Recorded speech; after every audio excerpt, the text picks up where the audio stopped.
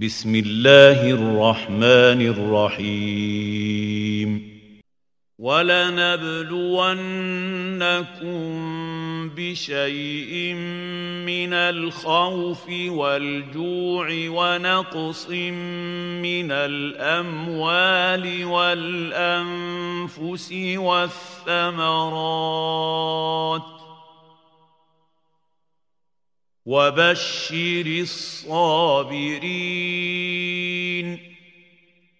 الذين إذا أصابتهم مصيبة قالوا إنا لله وإنا إليه راجعون أولئك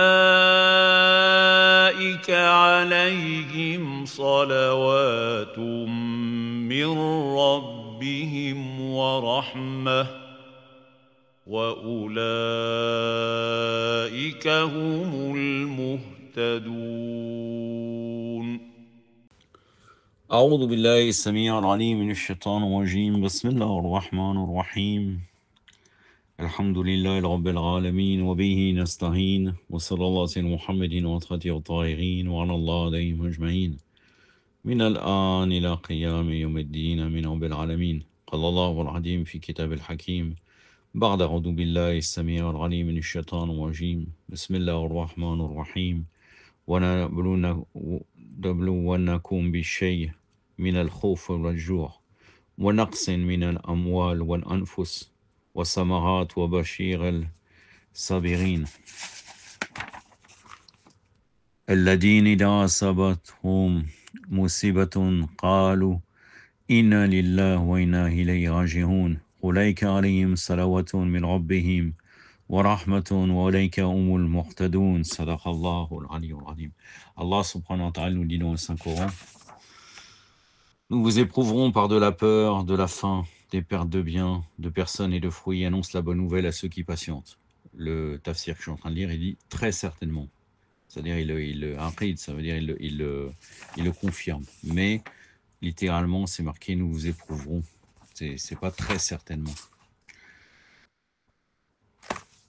Donc je continue. Qui annonce la bonne nouvelle à ceux qui patientent, qui disent lorsqu'un malheur les atteint, nous sommes Allah, nous retournerons à lui. À eux la bénédiction de leur Seigneur, ainsi qu'une miséricorde, et ceux-là sont les bien guidés. Donc je commence, encore une fois, là j'ai rien à dire sur le tafsir, c'est très bien, mashallah. Le tafsir est de Kamal Faqih Imani, et Imami ou Imani, et avec plusieurs personnes qui l'expliquent. Et là on voit très très bien, encore une fois, il n'y a pas que lui, il y a plusieurs personnes, chercheurs. On voit très bien que pas tout est de bonne facture en fait. Et on l'a vu au tout début, là depuis un certain nombre de versets, c'est assez bien. Et donc en fait, ils ont dû se partager l'explication et malheureusement, il n'y a pas une continuité en fait. Parce que là, vous allez voir qu'il est pertinent et puis parfois, il n'y a rien du tout en fait. Il y a toute une confusion. Ils ne sont pas du tout du même niveau, les personnes qui commentent. Je commence. L'épreuve, une tradition divine. Le prince des croyants, alayhi salam, a une définition très pertinente sur la philosophie des épreuves divines. En effet, il dit « Bien que Allah soit plus au courant de l'état d'âme, de ses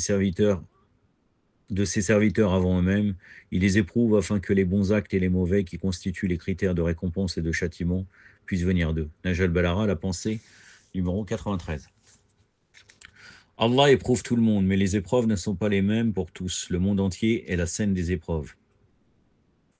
Tout le monde, y compris les prophètes, sont soumis à l'épreuve. Toutes les choses amères et les bonnes choses sont utilisées comme moyen pour éprouver les gens. Nous devons savoir que les épreuves divines sont là en vue de faciliter l'épanouissement des potentialités qui sont en l'homme ainsi que son édification. Les épreuves divines passent par toute forme d'événements, les bonnes, les mauvaises, telles que la peur, la faim, la disparition des biens, des vies, les pénuries des produits, la peur de l'ennemi, l'embargo économique et la contribution à la guerre au djihad, l'envoi des enfants et des êtres chers au front de guerre sont tous des épreuves. On remarque tout cela dans la première guerre de l'islam, la guerre de Badr,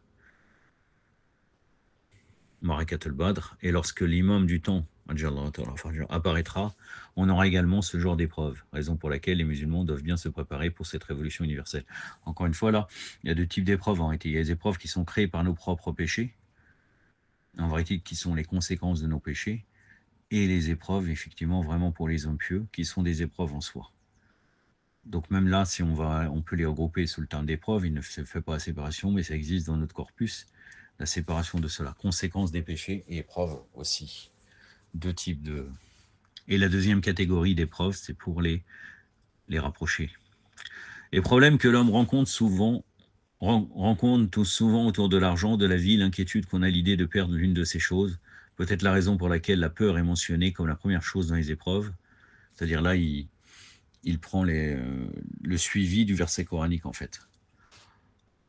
C'est probablement la peur de perdre l'une de ces trois choses. En effet, avant qu'on ne perde cela, on est toujours inquiet que quelque chose leur arrive. Au deuxième niveau viennent la faim et la famine, qui apparaissent à la suite de la pauvreté. Observer le jeûne apparaît comme l'un des exemples de ce cas. Au troisième rang vient la diminution des biens. En effet, la diminution des biens est quelque chose de particulièrement douloureux, surtout quand un riche devient pauvre.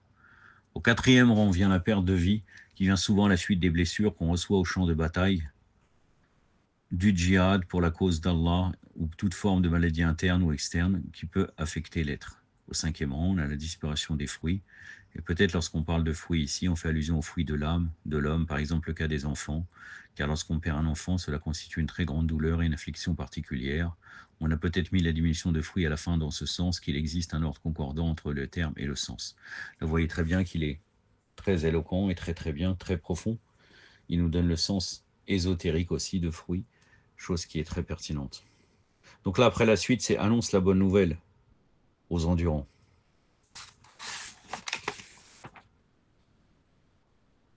Wabashir sabirin.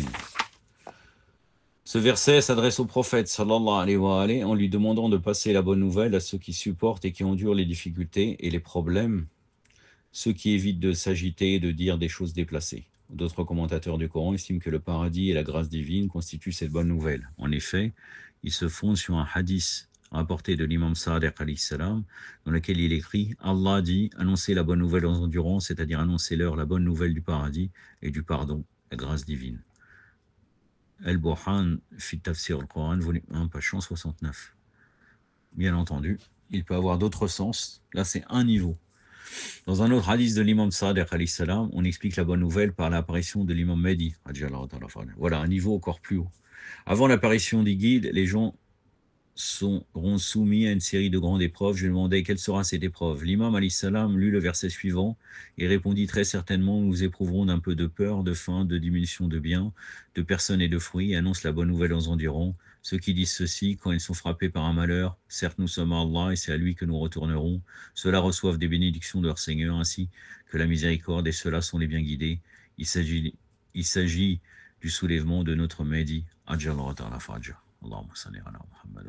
Ça, c'est dans toujours El-Burhan, page 167, aussi dans Kitab el-Irshad de Shir Mufid, page 353.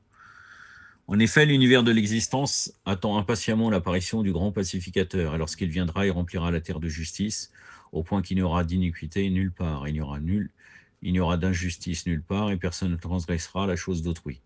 Allah ouvrira les portes de la miséricorde à partir de la terre et du ciel à travers l'apparition de ce grand guide. À ce moment, les croyants pourront vivre dans la paix, la tranquillité, la facilité, sous l'ombre du gouvernement de l'imam du temps. Ils pourront adorer Allah aisément. À propos de cette expression, le messager d'Allah sallallahu alayhi wa alayhi dit « Mehdi est de moi ».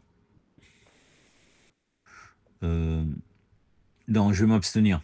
C'est un hadith des Mukhalef, je vais vous le laisser.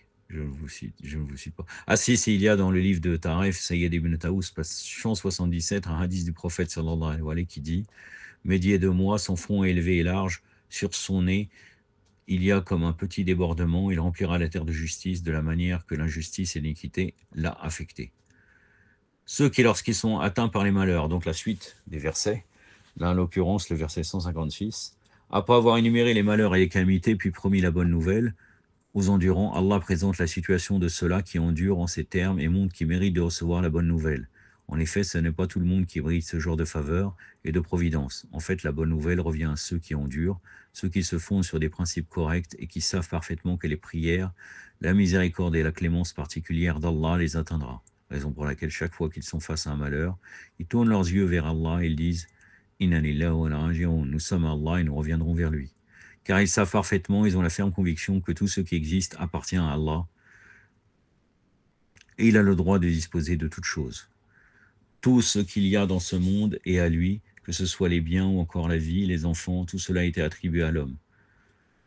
Effectivement, ils savent parfaitement que c'est avec sagesse et intérêt bien déterminé que Allah a accordé ces choses à l'homme. Et lorsqu'il les lui reprend, ce n'est pas par cupidité, non, c'est par rapport à un bien fondé qu'il prend un bienfait chez un croyant afin de lui donner quelque chose de meilleur. Là, ça fait référence aux endurants. Et du fond du cœur, ils, c'est-à-dire les endurants, savent que finalement, ils reviendront vers Allah et tout ce qui existe reviendra à lui. Maintenant, quelques notes. Celui qui s'attache et se fonde sur ses principes, chaque fois qu'il fait face au problème et qui sait que la vie et les biens qui sont à sa disposition appartiennent réellement à Allah, s'arrange à vivre et à se soumettre aux ordres d'Allah. Raison pour laquelle il apparaît endurant et reconnaissant. Certes, cela mérite qu'on dise au sujet de ces personnes. Ce genre de personnes mérite la miséricorde de la part de leur Seigneur. Donc c'est la suite du verset. Donc le verset 157.